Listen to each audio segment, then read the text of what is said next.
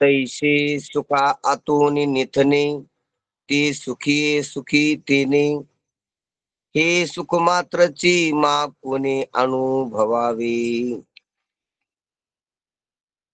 महावैष्णव माऊली ज्ञानोबा राय.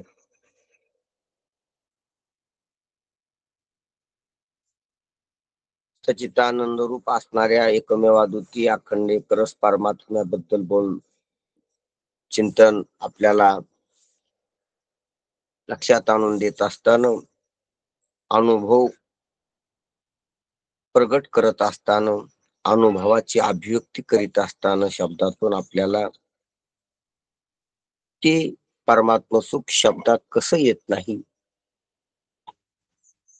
त्याला संख्येत बी कसं घेता येत नाही, ते परमात्मा सुख शब्दात येत नाही आणि संख्येनं अभिव्यक्त करता येत नाही. एक हे असं सुद्धा म्हणता येत नाही. त्याला कुठलेच शब्द लावता येत नाहीत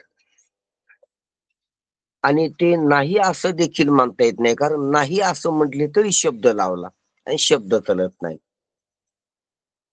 आहे असं म्हटले तरी शब्द लावला, एक म्हटले तरी शब्द लावला, सांख्यिक शब्द, निर्देशक शब्द.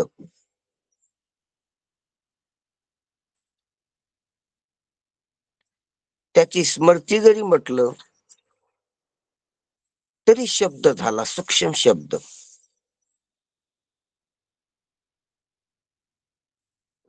म्हणून सांख्यिक किंवा मातृका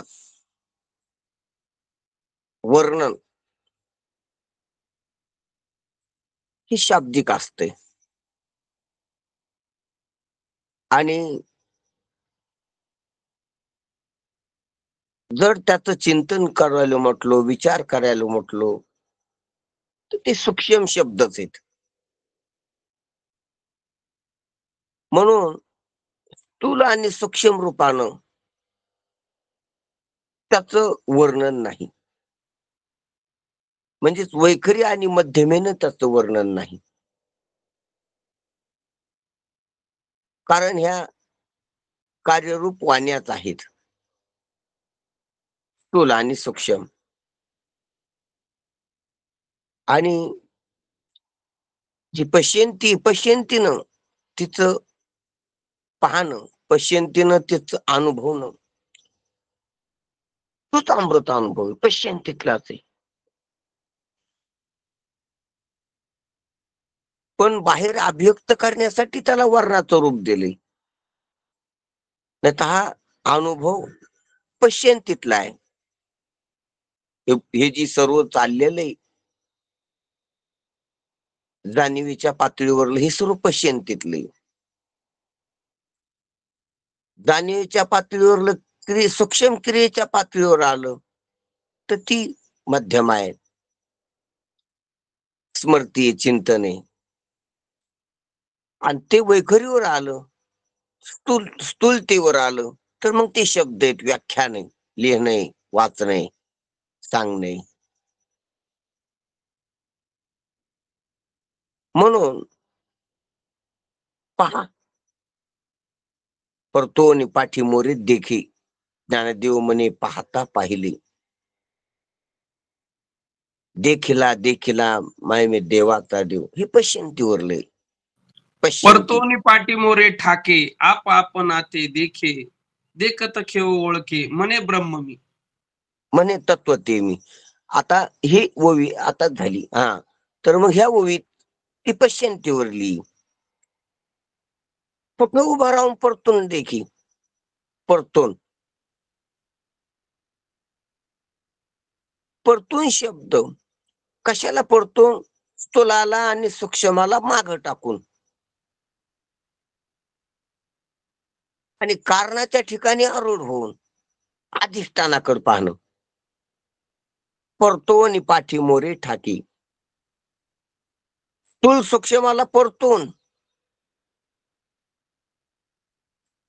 स्थूल कार्य आणि सूक्ष्म कार्य म्हणजे वैखरी आणि मध्यमा, म्हणजे स्थूल देह आणि सूक्ष्म देह म्हणजे जागृती आणि स्वप्न यांना ओलांडून परतून पाठीमोरे कशाच्या पाठीमाग, कारणाच्या पाठीमाग,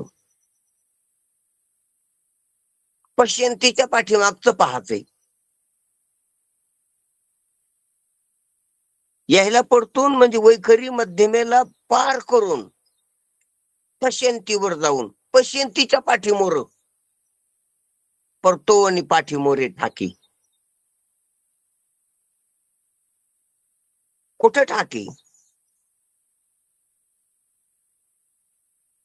आणि काय देखी, परतो आणि पाठीमोरे ठाकी आणि आप आपणे ते देखी. पाहणारा जेव्हा पाहणाराचं स्वरूप पाहतो, पाहणारा जेव्हा अभिव्यक्त पाहणारा अनाभिव्यक्त पाहतो,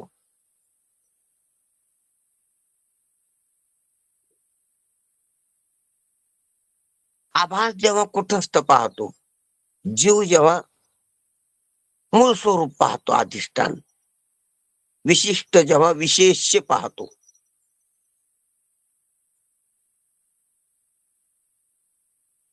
प्रतिबिंब जसं बिंबाकर पाहते, परतो आणि पाठीमोरे ठाकी आणि आप आपणे ते देखी. प्रतिबिंब आरशातलं प्रतिबिंब आरशातच गुंतलं, आरशातच दुसरं काही पाहू लागलो किंवा आरशातून बाहेर दुसरं काही पाहू लागलो. दुसरं काही पाहू लागलं ते स्थूल आहे. आरशाचाच भाग पाहू लागलं ते सूक्ष्म आहे. आणि दुसरं काही ना आरशा सोडून जर ते मुळाकडे पाहू लागलं, त्याच्या मूळ स्वरूपाकडे, प्रतिबिंब बिंबाकडे पाहू लागलो, तसं आरशाच्या पुढचं पाहणं हे प्रतिबिंबाच म्हटल्या जाते. ते बिंबाच असतं पण प्रतिबिंबावर लावावं लागतंय.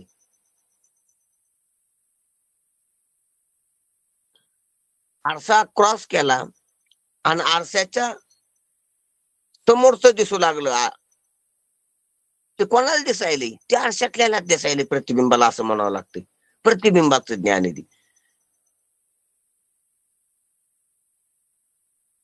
आरसा क्रॉस केला आणि आरशाची कड्या बाजूचं दिसू लागलं.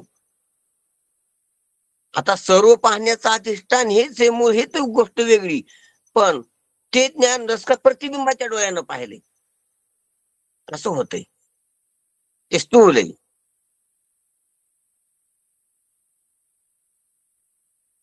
आरसा पाहणं सूक्ष्म आहे.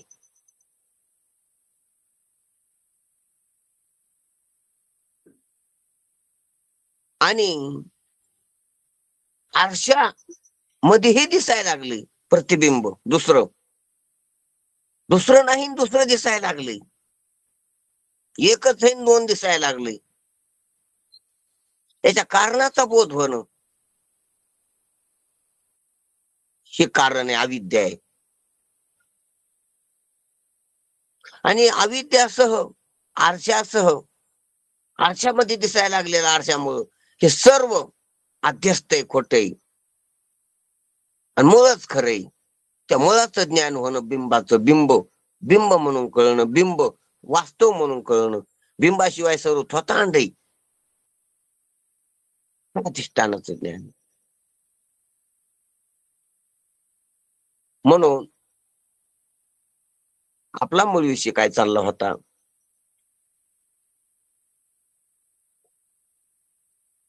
परतोन पाठीमोरे ठाकी आणि आप आपणे ते देखी. परतोन पाठीमोर योग्य ठिकाणावर आल्यावर आप आपणे ते देखी, आप आपणे ते देखी अशा ठिकाणावर आल्यावर, आप आपणे ते पारखे अशा ठिकाणी असतो आधी. आप आपणे ओळखी झाली ठाईची पारखी, ते रान आहे, जंगल आहे.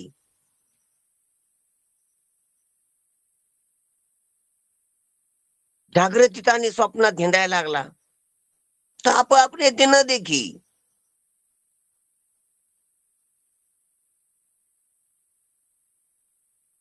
परशीच देखी आणि परातल्याच पर मधल्याच एखाद्या वस्तूला आप म्हणणे हा भ्रम आहे, अहंकार आहे. स्वप्नामध्ये कुठे आपण आपल्याला दिसतो का? पण एक वस्तू दिसतील त्याला आपण म्हणतो. स्वप्नामध्ये डोंगर दिसतो, स्वप्नामध्ये सूर्य दिसतो, स्वप्नामध्ये हत्ती घोडे दिसतात, स्थावर जंगम परत दिसतंय. आणि त्या स्वप्नामध्येच मी बी दिसतो असं वाटतंय, पण स्वप्नामध्ये मी दिसत नसतो. स्वप्नामध्ये मीच भान बी नसतंय. झालंच भान तर दुसऱ्याच मीच होतंय, दुसऱ्यालाच मी म्हणण्याचं होतंय. भ्रामक भान की हा मी, हा हातापायावाला. ते हातपायच नसतात, तो भ्रम असतो. 3.5 हातात दे, ते 3.5 हात नसतो, ते माप खोटं असतंय. ते दिसलेलंच खोटं असते, ती वस्तूच खोटी असते, ते हाडमासं नसते. स्वप्नातला देह हाडमासा दिसतो पण हाडमासा नसते. लांब दिसतो पण लांब नसते, उंच दिसतो पण उंची नसते. ते देश कालच नसल्यामुळं. वय दिसतो पण वय नसते. स्वप्नातलं 60 वर्षाचं शरीर दिसतं पण नसते. वस्तू दिसतात पण वस्तू नसतात. दिसत्यात वस्तू नसत्यात वस्तू. भासतो कालन नसतो काल, दिसतो देश नसतो देश. मग अयोग्य देश काल वस्तू आहेत त्या. मग अयोग्यालाच योग्य म्हणण्याचा भ्रम असतो, तो त्यालाच अज्ञान म्हणा. सर्व अयोग्य असतं आणि योग्य वाटतंय. नशेतल्या माणसाचं सर्व बोलणं अयोग्य असते आणि त्याला योग्य वाटतंय, त्याला रास्त वाटतंय, त्याला नियमानं वाटतंय. मी नियमानं चाललो, हे पुढचे बिघाडलेली सर्व असं जसं त्याला वाटाव. अनियमच त्याला नियम वाटाव. तसं वस्तू नसलेल्या वस्तू, देश नसलेला देश, काल नसलेला काल वाटत असतो स्वप्नातला. आणि ते खरं वाटल्यामुळं त्याच्यातलीच एक वस्तू मी असं वाटतंय. हा कसा भ्रम आहे, त्याप्रमाणेच भ्रम आहे जागृतीत बी स्वप्नात बी सर्व जीवाला. हे खोटारडं असून खरं वाटतंय. आणि खरं वाटल्यामुळे त्याच्यातलाच एक मी वाटतो की आपाप नेते न देखी, आपाप नेते न देखी. म्हणून आपाप नेते देखलं पाहिजे अशा ठिकाणी येणं, त्याला परतून 2-3 पावलं मागं जावं लागतंय. 2-3 पावलं मागं गेल्यावर जरा भान येत असते.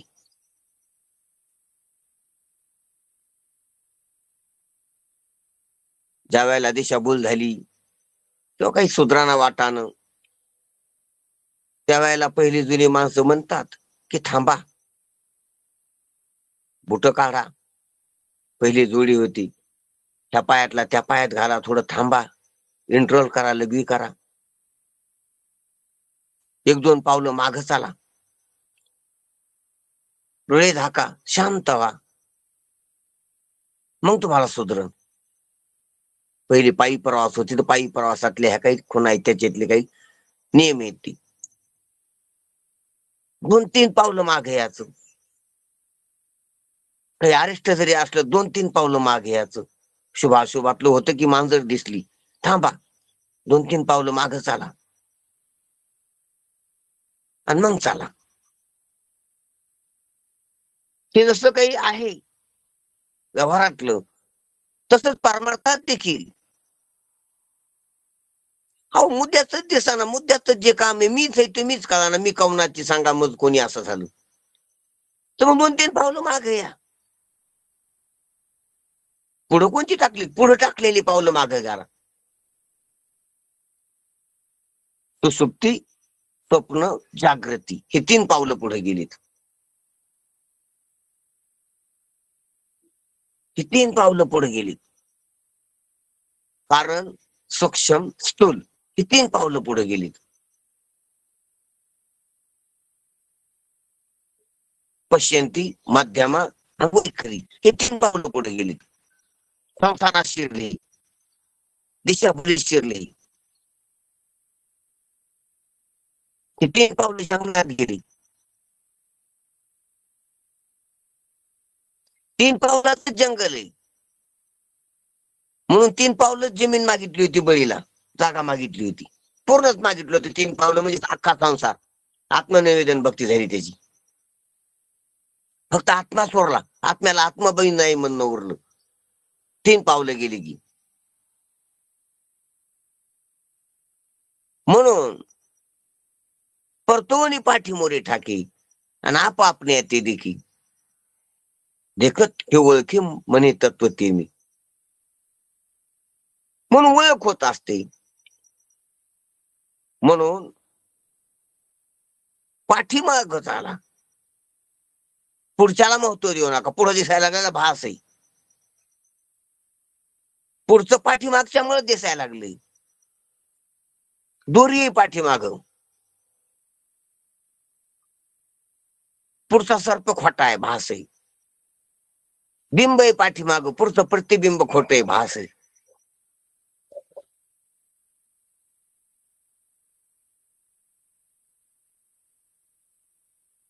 पाहणार आहे पाठीमाग, पुढचं स्वप्न दिसायला ते भास आहे.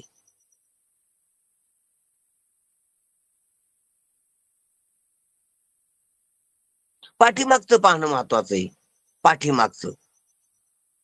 पाठीमागचं ते खरं असते, पुढचं गोंधळ असते. पुढं भांडणं चालले ते काहीतरी, ते पाठीमागचं त्याचे कारण पहा काय आहेत. पुढं रोगाचे लक्षण दिसायले ते पाहू नका, त्याला तपाशीत बसू नका. पुढं माग कारण पहा काय आहेत ते रोगाचे. कारणाचा विचार हा शास्त्रांचा आहे, शास्त्रीय विचार आहे, रास्त विचार. विवेकाची नजर कारण पाहते. संभ्रमित कल्पनेनं पछाडलेली, वासनेनं भरभटलेली जी दृष्टी असती ती कार्यच पाहते, स्वान दृष्टी. आणि कारण पाहणारी ही व्याघ्र दृष्टी, सिंह दृष्टी. म्हणून पाठीमाग पाहणं अत्यंत महत्वाचं आहे. म्हणून ज्ञानोबा राय आपल्याला अमृत अनुभव सांगतात, तर पाठीमागचं सांगतात, पुढच्याला पाठीमागचं सांगतात. म्हणून ते विरोधाभास, पुढच्याला पुढचं पाहायची सवय, पुढच्याला पाठीमागचं सांगणं अमृत अनुभवात.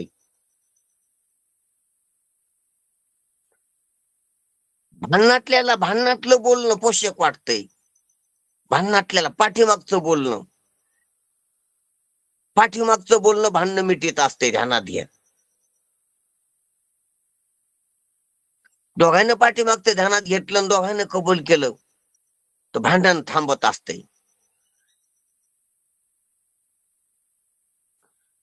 स्वप्नातल्याला पाठीमागचं जर कळालं तर स्वप्न थांबत असते, निवळत असते. दोरी पाठीमागची दोरी कळाली तर सर्प निवळत असतो, शांत होत असतो माणूस. तो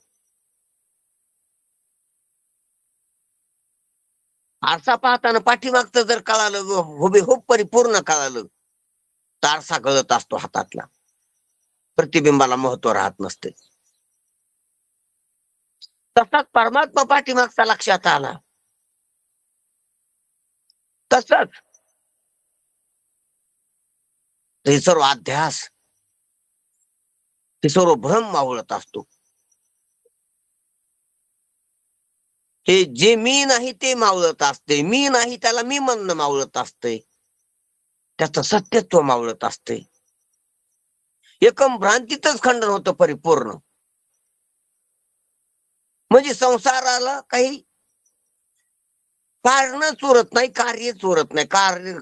कारणासहित कार्याची निवृत्ती होती पाठीमाग पाहिल्यावर.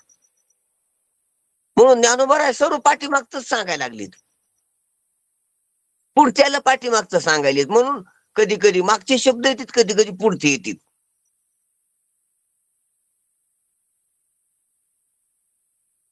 मागचं पुढचं बोलावं लागते. मागचं सोडूनच देऊन पुढचंच बोलणं संसार आहे. आणि मागचं पुढच्याला बोलणं परमार्थ आहे. मागच्यात बोलणं नाही, मागचं पुढच्याला बोलावं लागतं. म्हणून बोलणं ते शास्त्र आहे, ते अमृतानुभवी. पुढच्याला बोलणं संसार आहे. मागच्याला मागचं बोलता येत नाही, म्हणून मागचं पुढच्याला सांगावं लागतंय. ज्ञानोबा सारख्याला, गुरुजी सारख्यांना, कारण त्यांना मागचं माहिती आहे, पुढचं माहिती आहे. जीवनमुक्ताला मागचं पुढचं माहिती आहे. बद्धाला फक्त पुढचंच माहित आहे, आणि विधी मुक्ताला पुढचं माहितच नाही, पुढचं नाहीत त्याला, म्हणून बोलणं नाही.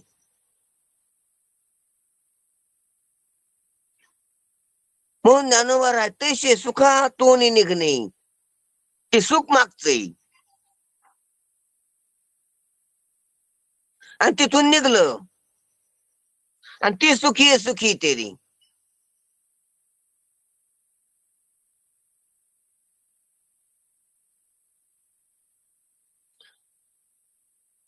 सुखातून निघणे, ती सुखी सुखी तेने. हे पहा,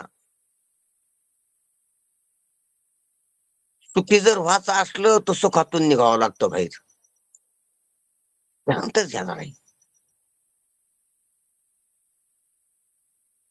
जे सुख आहे आधी ते सुखी नाही, ते सुखच आहे, सुख मात्र आहे. जर सुखी व्हायचं असलं तर त्या सुख मात्र सुखातून निघावं लागते.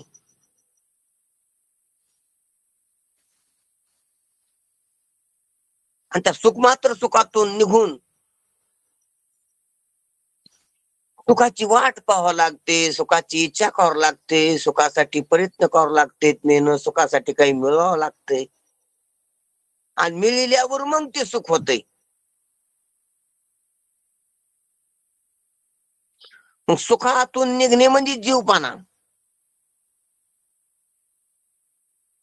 आणि जीवपणा सुख मिळणं म्हणजे संसार.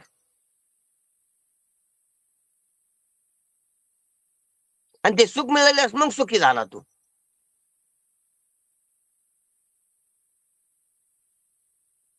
तैसे सुखातून निघणे किंवा निथणे, ते सुखी सुखी तेने. दोन पाठ आहेत, निघणे आणि निथणे. तो इथं जेमतेम फरकानं सारखा अर्थ आहे. त्याचे सुखातून निथणे, ते सुखी सुखी तेने.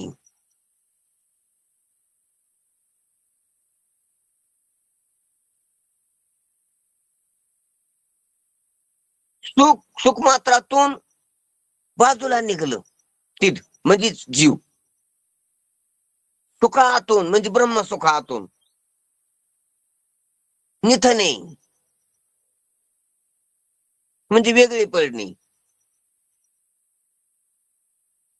आणि ते सुखी ते म्हणजे जीव. ते जे बाजूला निघलेलं चिद आहे, ते बाजूला निघलेलं जे चिद आहे त्या सुखातून, सुखात सचितानंद अखंड एक रस आहे, आणि निथळ तर वेगवेगळं निथळत आहे. मग चिद वेगळं निथळतंय त्याला जीव म्हणावं, सद वेगळं निथळतंय त्याला जग मानाव. चिद वेगळं निथळतंय त्याला जीव मानाव, सद वेगळं निथळतंय त्याला जग मानाव. आणि त्या सदातून चिदाला आनंद निथळतोय, सुख निथळतय, त्याला आनंद रूपता म्हणा. त्या मांडलेल्या सदातून, त्या मांडलेल्या विषयातून कधी कधी सुख निथळतय, आणि त्यानं सुखी होतोय, ते आनंद पदाचं निथळ नाही.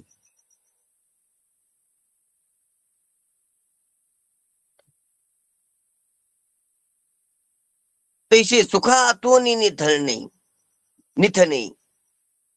ते सुखी सुखी ते नाही. तैसे त्या मागे दिलेल्या दृष्टांताप्रमाणे, मागायला दिलेल्या युक्ती सांगितल्या युक्तीप्रमाणे, सुखातून निथणे, ते सुखी सुखी ते नाही.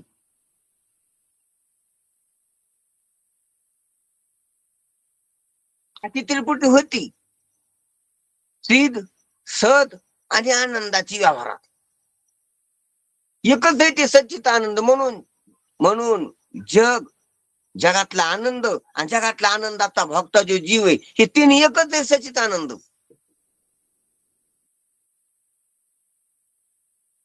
ध्यानात घ्यायची गोष्ट आहे. सत्विषयी होऊन पुढे आले जड होऊन की जीव होऊन आले इथं. आणि जीवाला आनंदाची इच्छा झाली, पाण्याला तहान लागली आणि ते भासमान जडातून तो आनंद घ्यायला लागली. त्रिपुटीचे सच्चित आनंद ते दुसरा आहे काय? आणि जेव्हा तिन्ही एकत्र होते तेव्हा सच्चित आनंद व्यवहारातले बी. मग जीवानं विषय प्राप्त करावा त्याच्यात सुखी व्हावा, झालं सच्चित आनंद. झाला मोक्षाची वाचा चालता. श्रीमंती भेटली, भोग भेटला विषयाचा, श्रीमंती भेटली, झाला मोक्ष. मग त्याला तर मोक्ष म्हणते. सच्चितानंद विखुरलेले पद आहेत, चिरट्या झालेले, ते एकत्र येणं यालाच मोक्ष म्हणतात. पण ते व्यवहारात एकत्र आले तर त्याला श्रीमंती म्हणतात, भोग म्हणतात, राज्यपण म्हणतात, इंद्रपण म्हणतात. लीन होऊन एकत्र आले त्याला सुसुप्ती म्हणतात. लीन करून एकत्र आणले तर त्याला समाधी म्हणतात. सच्चितानंद जीवाला जडातला आनंद म्हणजे चिदला सद मधलं सुख आनंद.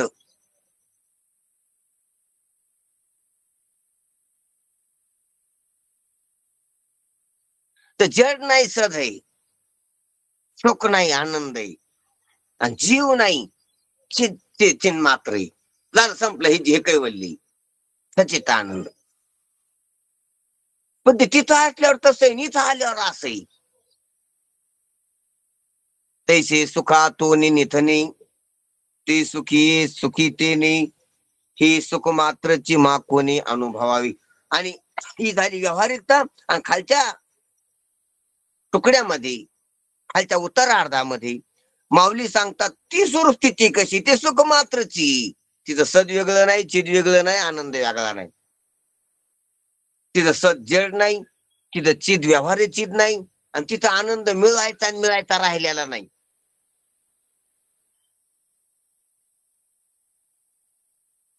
मिळालेला किंवा मिळायचा राहिलेला नाही.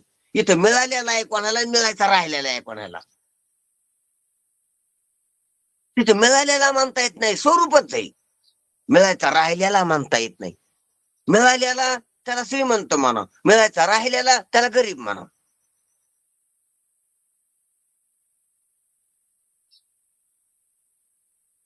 मिळायचा राहिलेला त्याला बद्ध म्हणा शास्त्रीय भाषेत, मिळालेला त्याला मुक्त म्हणा. तिथं बद्ध मुक्त, गरीब श्रीमंत दोन्ही नाही. फक्त मात्रची मा कोणी अनुभवावी.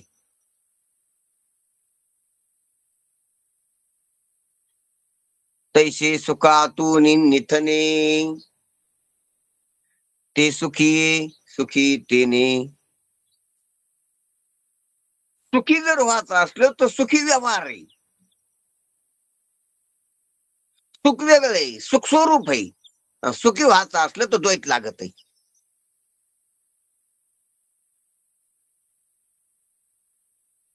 एकाच व्यवहार नसतोय म्हणून एकाच सुखी नसतोय.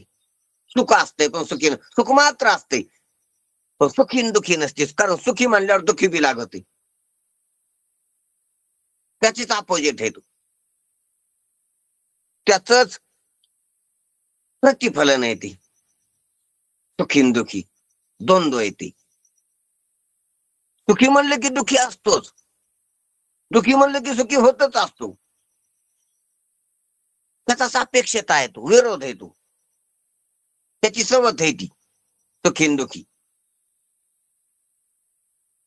म्हणून हे सुखातून बाजूला निघल्यावर, भ्रामक बाजूला निघता येत नाही, पण भ्रमानं बाजूला निघल्यावर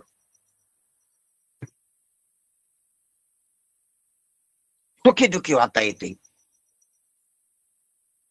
आणि ते बी सुखी दुखी व्हायला तर त्याच सुखानं व्हाली, पण त्या सुखाला विसरून दुसरं समजून व्हायला लागली. कोणी दुःखी व्हायला तर सुखानच व्हायलाय, कोणी सुखी व्हायला तर सुखानच व्हायलाय, आनंदानच व्हायलाय. ही मोठी मज्जा आहे. संसारात कोणी दुःखी तर तो आनंदानं दुःखी. हा हो. आणि संसारात कोणी सुखी तर तो आनंदानं सुखी, त्या ब्रह्मानंदानं.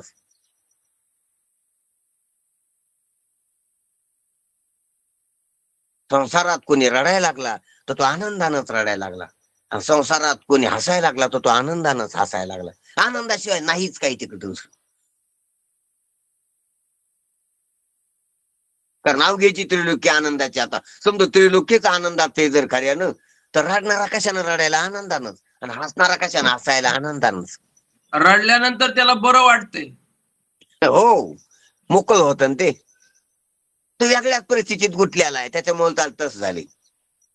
वेगळ्या सापळ्यात गुंतलेला आहे, त्याच्यामुळे तो तसा रडायलाय. आणि हा वेगळ्या सापळ्यात गुंतलेला आहे म्हणून हसायला. दोन्ही सापळ्यातच आहे ती, दोन्ही चक्रीवात गुंतलेली, सुखी न दुखी.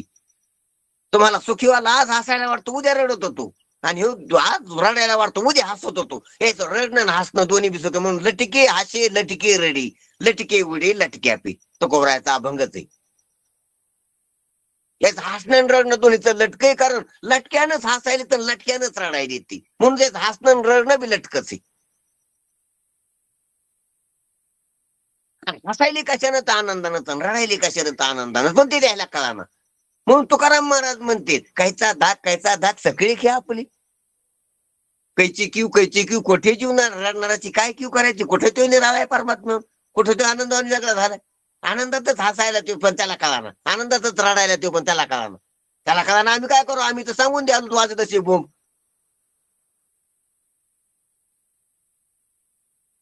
म्हणून तुकाराम महाराज म्हणते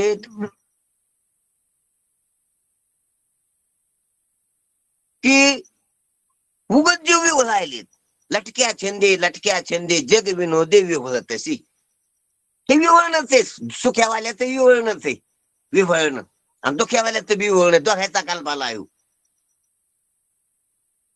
सुखी मानणारी का खऱ्यानं सुखी झाली का ती? मूर्ख आहेत ते सुखी मानायली. आणि दुःखी झाले का खऱ्यानं दुःखी झाले का ते? मूर्ख आहेत ते दुःखी मानायली. ना सुखम ना दुःखम, ना पापम ना पुण्यम, हेच खरंय.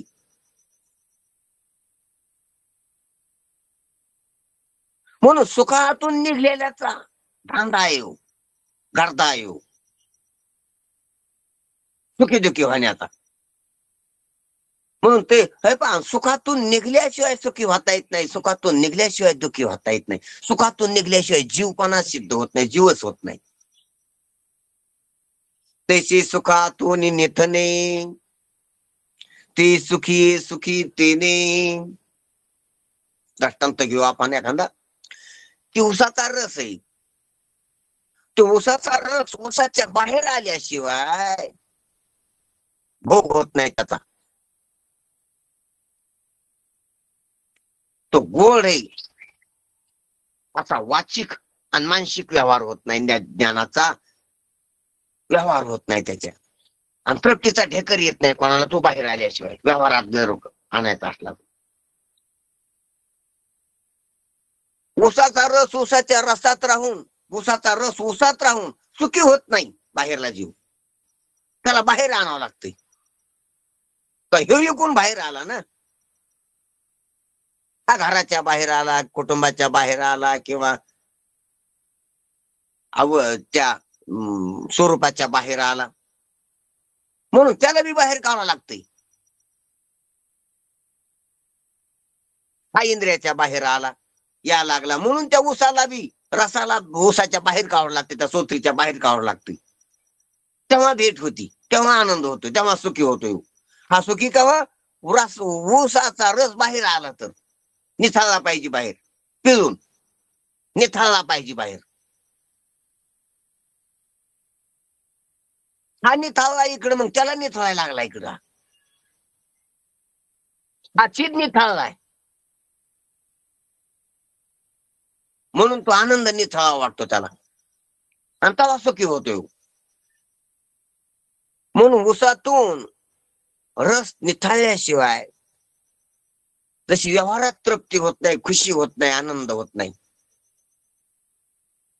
भोग होत नाही त्या ऊसाचा बाहेर निथळल्याशिवाय. पण जर रस बाहेर नाही निथळला तर रस गोड नसतो का?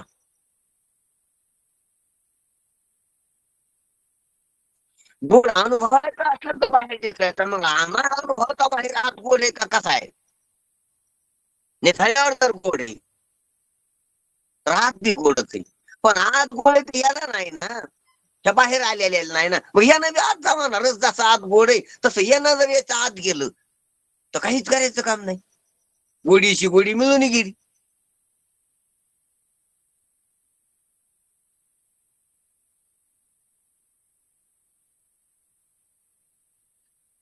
पण रस जर आत आहे हा बाहेर आहे तर मग सुखी नाही. रस आत आहे हा आता असला तर मग सुख मात्र आहे.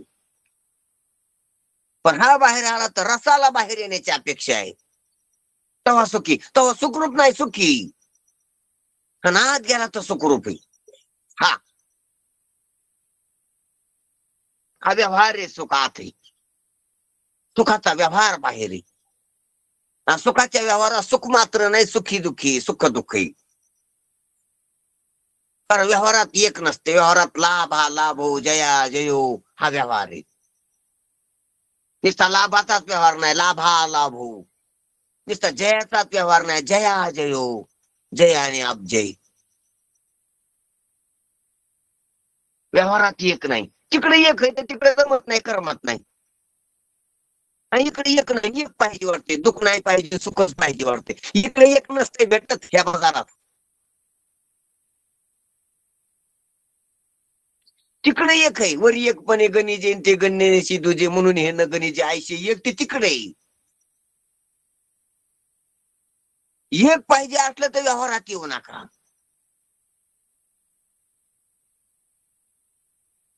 पण आपली इच्छा एकाची, मग व्यवहाराची इच्छा नाही, त्याच्यातूनच निष्पन्न होते.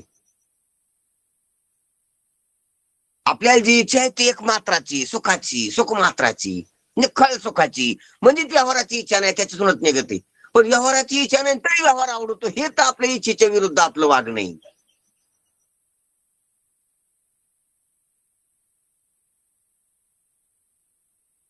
म्हणून तसे सुखातून निथने ते सुखी सुखी तेने.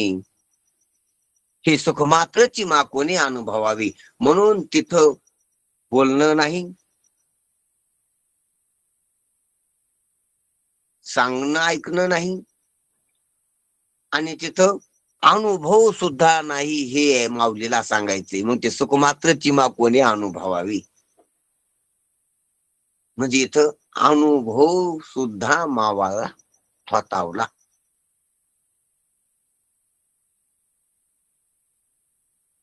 कारण अनुभवाला बी द्वैत लागते. एकाला दुसऱ्याचा अनुभव असतो. त्याला त्याचा जरी अनुभव असला तरी साधनं वेगळी असतात. इंद्रिय, वृत्ती, प्राण.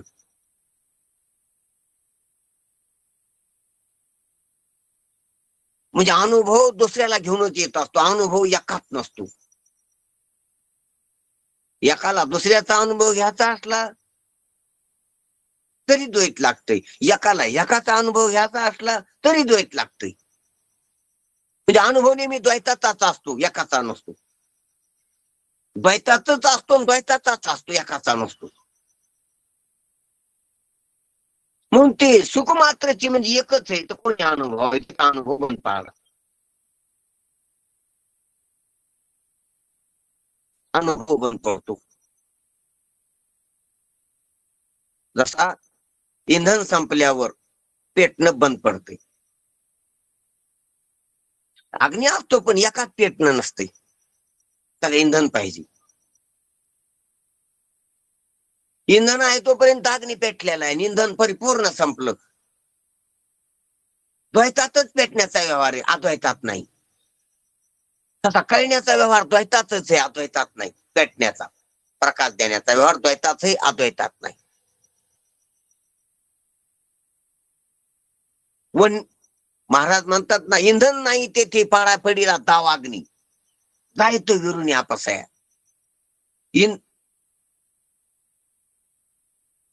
इंधन नसलेल्या जागी जर मोठा अग्नीचा लोट पाडला, गोळा पाडला, तरी तो क्षणार्धात लुप्त होतोय. विजा पडतात, किती अग्नी असतो तो, पण जिथं इंधनच नाही अशा जागेवर पडला तर दुसऱ्या क्षणात ते राहत नाही. आणि जिथे इंधन आहे अशा जागेवर पडला तर मग पेट घेते, मग 2 दिवस बी अग्नी जळायला राहू शकतो तो. इंधन आहे तोपर्यंत. इंधन नसला की तिथं राहत नाही. एकट्यात पेटणं नसतं, हे चाललं होतं आपलं. तैसे सुखा तने हे ते सुखी सुखी तेने हे सुख मात्रची मा कोणी अनुभवावे. म्हणून हे सुख मात्रच आहे, ते कोणी अनुभव घेतात तर त्याचा अनुभव येणं शक्य नाही, अनुभव सांगणे शक्य नाही.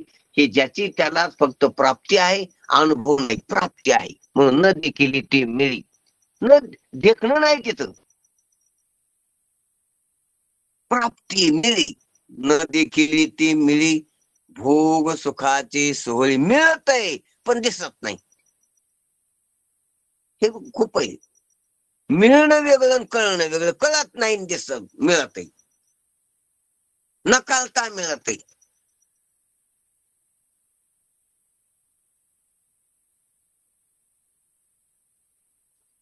मिळत आहे तर ते दुसरं मिळत नाही, प्राप्ताचीच प्राप्ती. त्याच्यात दिपणावा. हे मिळते म्हणजे न मिळालेलं मिळत नाही. पहा, न मिळालेलं मिळालं असं नाही. न देखील ती मिळी, आतापर्यंत पाहिलं नाही ते मिळी, ते कळे बी नाही ती मिळी. महाराजांची शब्द येते,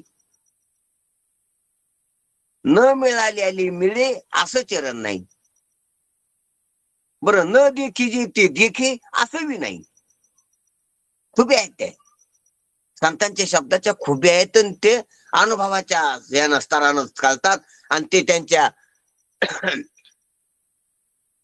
शब्दाचा अभ्यास केल्यानंच ते लक्षात येतात, त्यांची सेवा केल्यानेच लक्षात येतात. ती न देखी जे आतापर्यंत नाही पाहिलं, अजून बी पुढे कवाच पाहायला भेटणार नाही, ते मिळे. न मिळालेली मिळे असं नाही, न देखी गेली देखी असं बी नाही. हे बघ, देखण्यावर आले तुम्ही न देखीचे, मग ते देखीचे असं म्हणा की नाही पाहिल्यानं पाहिलं आम्ही, नाही तसं बी नाही. पण तुम्हाला मिळालं म्हणायचं का? मग नाही मिळालेलं आतापर्यंत ती मिळा म्हणणं तसं बी नाही. आतापर्यंत न मिळालेलं मिळालं तसं नाही. हे दोन्ही विरोधार्थी शब्द घेतले एकदम. एक देखीजे आणि एक मिळी. न देखीजे ते मिळे, आणि मग इकडे व्यवहारात भोग सुखाचे सोहळे जीवनमुक्ती. म्हणून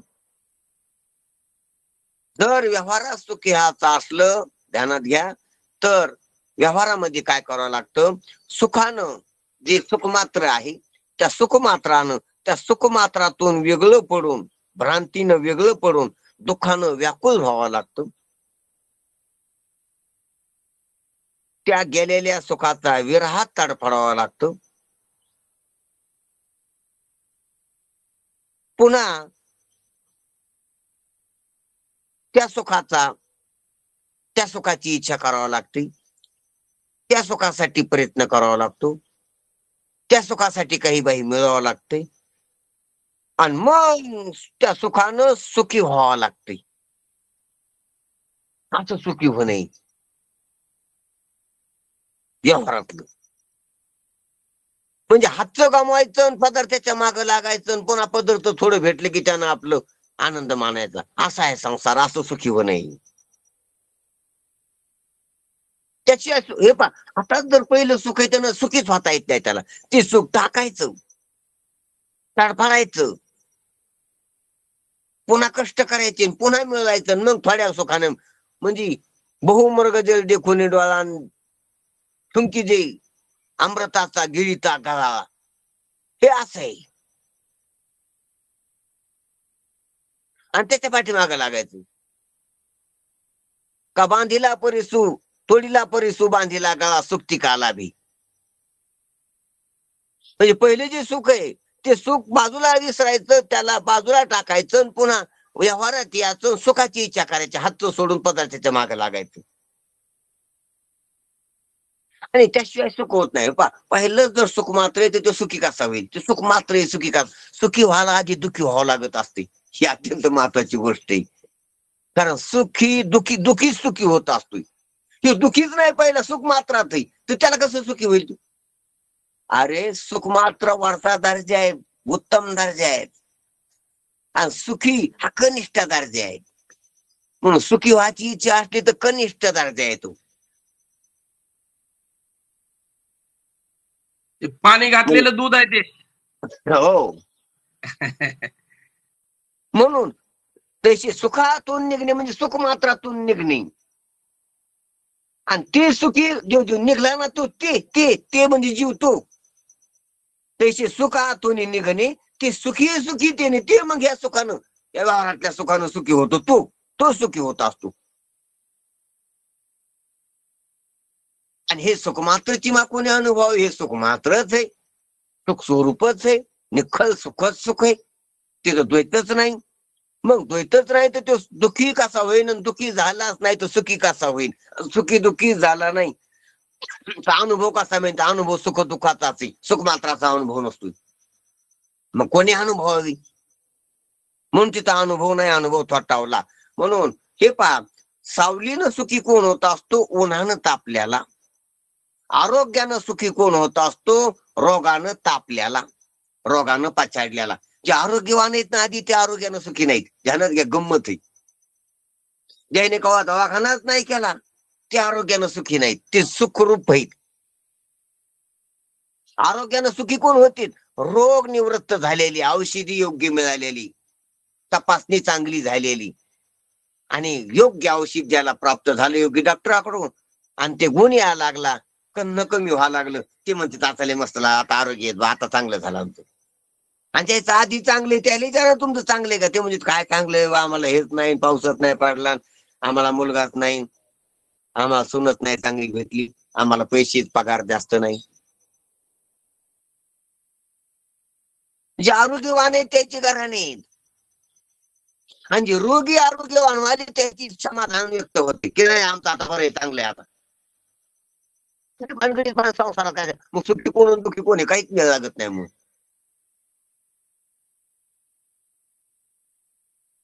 म्हणून हे सुख मात्रची मा कोणी अनुभवावी.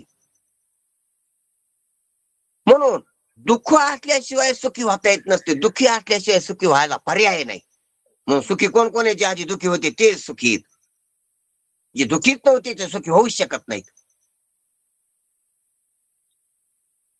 म्हणून महाराजांना सांगितलं आपल्याला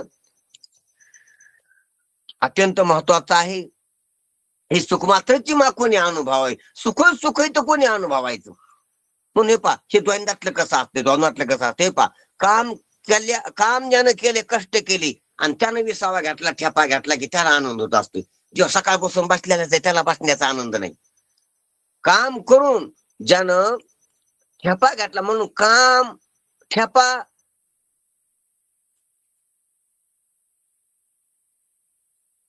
आधी बाटलेला असतो, नंतर कष्ट केले घाम येऊपर्यंत, पुन्हा ठेपा घातला, काम केला, माझा विसावा घातला, तर त्याला बरं वाटते. झोप घेतलेली आधी सकाळी उठला, जागृतीत आला, आणि पुन्हा संध्याकाळी विसाव्याला गेला की त्याला बरं वाटतं, झोपीचं सुख. मृत्यूतून आलेला आहे, जन्म झाला, पुन्हा मृत्यू, पाहणं कसं येत. किंवा आधी सुखात होता, नंतर दुःखात पडला, आणि पुन्हा सुखात आला तर बरं वाटतं मग त्याला. किंवा आधी मुक्त असतो, मनात बंधनाचा भ्रम येतो, आणि पुन्हा मोक्ष झाल्याचा व्यवहार होतो, मग आता मस्त बरं झालं आता. म्हणजे आधी देव असतो, नंतर जीव होतो, आणि पुन्हा देव स्वरूपाशी एकरूप होता, आता बरं झालं. व्यवहारच पुरा असा आहे.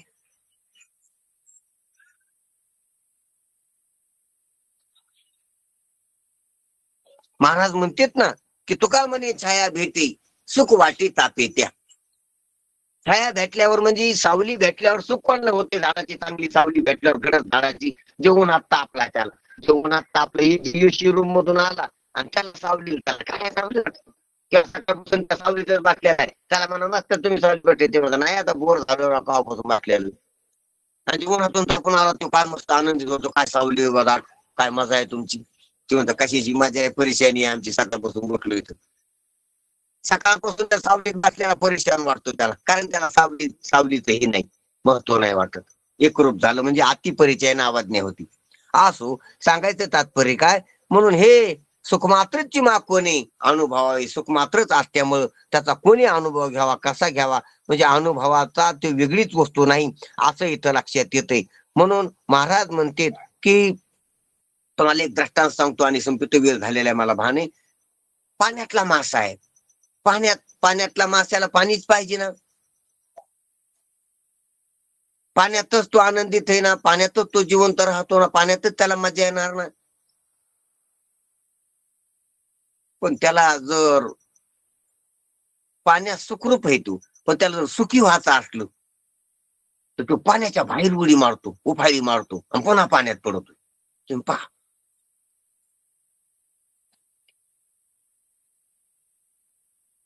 पाण्यातला मासा सुखरूप आहे, पण त्याला जर सुखी व्हायचं असलं तर त्याला पाण्याच्या बाहेर यावं लागतो, का वाळूवर तरफडतो पुन्हा पाण्यात जातो. आणि मग बरं वाटतं की आता हा बरं आहे. जे पहिलं बरं आहे तेच असते, पण गुरु पाहिल्याशिवाय बऱ्याला बरं मानण्याची व्यवहार होत नाही. वाळू पाहून येतो आणि तिकडा त्रास भोगतो, तो तडफडतो आणि तेव्हा मग त्याला पुन्हा वाटतं आता आता चांगलं लागलं. गार आहे पाणी, पहिलंच पाणी गार होतं, पण आता गरम पाहून आल्यामुळे गारचा अनुभव आला त्याला. श्वास घेता येतो पाण्यात, त्याला कल्ल्या वाटत, त्याच्या बाहेर श्वास घेता येत नाही, श्वास घेता येत नाही हो अनुभव आला, तेव्हा श्वास घेतल्याचं सुख झालं त्याला आतला. पाण्यातला ऑक्सिजन घेण्याची जी प्रक्रिया आहे त्याची कल्ल्याद्वारे, त्या प्रक्रियेत त्याला भान होतं की चांगलं वाटतं, आता मस्त चांगली श्वास घेतो तो पाण्यात, त्या पाण्याची कल्ल्या वाट. म्हणजे बुऱ्याचा विपरीताचा अनुभव आल्यामुळं स्वरूपाचा अनुभव, पराचा अनुभव आल्यामुळे स्वरूपाचा अनुभव, दुःखाचा अनुभव आल्यामुळे सुखाच्या अनुभवाला महत्व येते. म्हणून ते सुख दुःख येतं. आणि ज्ञानोबा म्हणतात तिथं द्वैत नाहीच, निर्द्वंद निशंक असं स्वरूप आहे. आपल्या स्वरूपाच्या ठिकाणी काहीच नाही ना, असं आपलं स्वरूप आहे ना. असा अनुभव नाही का आपल्याला सुचवतील, असा अनुभव नाही का आपल्याला आपल्या स्वरूपाचा आहे. आपल्यातच आपण तशीच होत, अनुभव खोटा आहे ना आपण करीत.